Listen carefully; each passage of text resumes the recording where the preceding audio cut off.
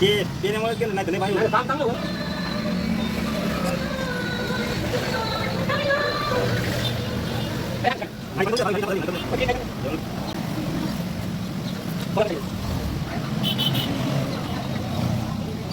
काकड्या नाही तुला आहे तिला जामो तुला ते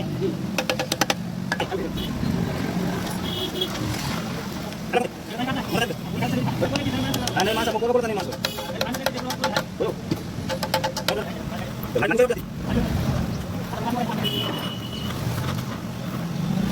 खाल मारायची